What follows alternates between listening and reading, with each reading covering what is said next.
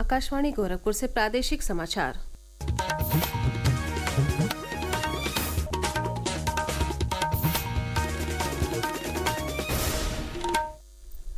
नमस्कार। समाचार बुलेटिन के साथ मैं सोनी निगम। पहले मुख्य समाचार। मुख्यमंत्री योगी आदित्यनाथ ने बहराइच में हुई हिंसा को लेकर की बैठक। दोषियों के खिलाफ सख्त कार्रवाई के दिए निर्देश। सर्वोच्च न्यायालय से आजम खान को नहीं मिली राहत। जौहर यूनिवर्सिटी को दी गई जमीन की लीज रद्द करने के आदेश के खिलाफ दायर याचिका खारिज। महाकुंभ के लिए प्रयागराज के 9 प्रमुख रेलवे स्टेशनों की सुविधा और क्षमता में किया जा रहा विस्तार। 992 मेला स्पेशल ट्रेनों के संचालन की तैयारी। और उत्तर प्रदेश और बंगाल के बीच लखनऊ में खेला गया रणजी ट्रॉफी मुकाबला हुआ ड्रॉ। अब समाचार विस्तार से। मुख्यमंत्री योगी आदित्यनाथ ने बहराइच में हुई हिंसा की घटना को लेकर कल लखनऊ में एक उच्च स्तरीय बैठक की। बैठक में मुख्यमंत्री ने दोषियों के खिलाफ सख्त कार्रवाई का निर्देश दिया। बहराइच के हरदी क्षेत्र में एक दिन पूर्व दुर्गा प्रतिमा विसर्जन के दौरान हुई झड़प में एक युवक की मौत के बाद स्थिति तनावपूर्ण हो गई थी, जो अब नियंत्रण में है। अपर मुख्य सचिव गृह दीपक कुमार, एडीजी कानून व्यवस्था अमिताभ यश ने कल बहराइच पहुंचकर स्थिति का जायजा लिया। हमारे प्रतिनिधि ने बताया कि बहराइच में हुई घटना के बाद पुलिस ने 30 लोगों को हिरासत में ले लिया है। इसके साथ ही हरदी थाना के प्रभारी निरीक्षक सहित 2 पुलिस अधिकारियों को निलंबित कर दिया गया है। गोलीबारी में मारे गए युवक का कल दोपहर उनके गांव रेहुआ मंसूर में पुलिस की मौजूदगी में अंतिम संस्कार कराया गया। घटना स्थल से 15 से 20 किलोमीटर तक आसपास आगजनी व पथराव किया गया है। स्थिति को देखते हुए इंटरनेट सेवाएं बंद कर दी गई हैं। फिलहाल आला अधिकारी बहराइच में मौजूद रहकर स्थिति पर नजर बनाए हुए हैं। अखिलेश श्रीवास्तव, आकाशवाणी समाचार सेवा, बहराइच। हमारे संवाददाता ने बताया कि प्रदेश की स्थिति में तेजी से सुधार हो रहा है और स्थिति सामान्य हो रही है।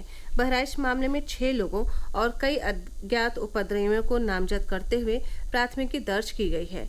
सोशल मीडिया पर आपत्तिजनक सामग्री पोस्ट करने और नफरत फैलाने वालों पर भी पुलिस कार्रवाई कर रही है। अपर मुख्य सचिव गृह दीपक कुमार, एडीजी कानून व्यवस्था अमिताभ यश के साथ बहराइच में कैंप कर रहे हैं। सर्वोच्च न्यायालय ने आजम खान की जौहर यूनिवर्सिटी को दी गई जमीन की लीज रद्द करने के आदेश के खिलाफ दायर याचिका खारिज कर दी है। शीर्ष अदालत ने कल हुई सुनवाई में प्रदेश सरकार से कहा कि वो विश्वविद्यालय में पढ़ने वाले सभी छात्रों का प्रवेश दूसरे शैक्षणिक संस्थानों में सुनिश्चित करे। मौलाना मोहम्मद अली जौहर ट्रस्ट ने सुप्रीम कोर्ट में याचिका दाखिल कर प्रदेश सरकार की ओर से यूनिवर्सिटी को दी गई जमीन की लीज को रद्द करने के फैसले को चुनौती दी थी। सर्वोच्च न्यायालय ने कल कोविड-19 वैक्सीन के कारण रक्त के थक्के जमने जैसे दुष्प्रभावों का आरोप लगाने वाली याचिका को खारिज कर दिया। मुख्य न्यायाधीश DY चंद्रचूड़ और न्यायमूर्ति JB पारदीवाला और न्यायमूर्ति मनोज मिश्रा की पीठ ने कहा कि जनहित याचिका सिर्फ सनसनी फैलाने के लिए दायर की गई थी। महाकुंभ के दौरान श्रद्धालुओं की भारी भीड़ को देखते हुए प्रयागराज के 9 प्रमुख रेलवे स्टेशनों की सुविधा और क्षमता में विस्तार की प्रक्रिया शुरू कर दी गई है। Prayagraj junction, Subedarganj junction, Naini junction, Chheoki junction, Rambagh junction, Jhusi junction, Phaphamau junction, Prayag junction और प्रयागघाट जंक्शन पर मेला स्पेशल ट्रेनों का संचालन किया जाएगा। महाकुंभ के लिए रेलवे 992 मेला स्पेशल ट्रेनों का संचालन करेगा। एक रिपोर्ट। महाकुंभ 2025 के सफल आयोजन के लिए राज्य सरकार और रेलवे प्रशासन मिलकर व्यापक तैयारियां कर रहे हैं। प्रयागराज के रेलवे स्टेशनों की क्षमता और सुविधाओं में विस्तार के साथ विशेष ट्रेनों का संचालन, पैदल मार्ग की व्यवस्था और आपातकालीन योजनाओं पर भी काम किया जा रहा है। रेलवे प्रशासन ने भीड़ प्रबंधन और आपातकालीन स्थिति से निपटने के लिए रेलवे स्टेशनों पर 90 होल्डिंग एरिया चिन्हित किए हैं। इन होल्डिंग एरिया में आपात स्थिति में श्रद्धालुओं को रोका जा सकेगा, ताकि स्टेशन पर भीड़ का दबाव कम रहे और यात्रा सुगम हो। महाकुंभ में आने वाले श्रद्धालुओं को मेला क्षेत्र तक पहुंचने में कोई समस्या न हो, इसके लिए रेलवे स्टेशन से मेला क्षेत्र तक पैदल मार्ग की भी व्यवस्था की गई है। आकाशवाणी लखनऊ के समाचार कक्ष से मैं तनवीर फातिमा। प्रादेशिक समाचार आप आकाशवाणी गोरखपुर से सुन रहे हैं। ये समाचार बुलेटिन हमारे YouTube channel AIR news Gorakhpur और X हैंडल AIR News_JKP पर भी उपलब्ध है। रेलवे ने लाल कुआं से मुंबई के लिए बांद्रा लाल कुआं सुपरफास्ट ट्रेन का संचालन शुरू करने का फैसला किया है। ट्रेन का ठहराव मुरादाबाद रेलवे स्टेशन पर भी दिया गया है। मुरादाबाद और आसपास के जिलों से बड़ी संख्या में व्यापारी मुंबई आते हैं। पहले उन्हें मुंबई जाने के लिए दिल्ली जाना पड़ता था, लेकिन अब मुरादाबाद में इस ट्रेन का स्टॉपेज होने से यात्रियों को काफी सुविधा मिलेगी। मुरादाबाद डिवीजन के डीसीएम आदित्य गुप्ता ने इस बारे में जानकारी दी। एक गाड़ी का बोर्ड से अभी अप्रूवल हुआ है, ये सप्ताह में एक बार चलेगी। इसका इनॉग्रेशन वाला जो रन है, जो पहला रन है, वो कल बांद्रा स्टेशन से हुआ था और आज ये गाड़ी शाम 5:10 पे मुरादाबाद में आएगी शेड्यूल, और ये फर्दर जाके लाल कुआं में टर्मिनेट होगी। उसका नोटिफिकेशन अभी निकलना ड्यू है, ये निकलते ही इस गाड़ी की रेगुलर रनिंग चालू हो जाएगी। ग्रेटर नोएडा में यातायात प्रबंधन को अधिक कुशल और सुरक्षित बनाने के लिए प्रदेश सरकार जल्द ही integrated and traffic management system की स्थापना करेगी।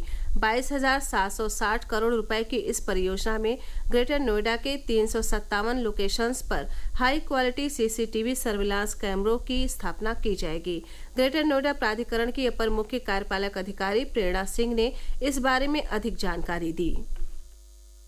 इसमें एक ICCC integrated command and control centre, जो कि greater Noida industrial development authority की ही बिल्डिंग में संचालित होगा। 2700 कैमरे हैं जो अलग अलग जगहों पर लगाए जाएंगे। ये 4 मेगापिक्सल्स के डे एंड नाइट फिक्स्ड कैमरे हैं और इसी के साथ PTZ कैमरास भी हैं जो 30x जूम के साथ हैं।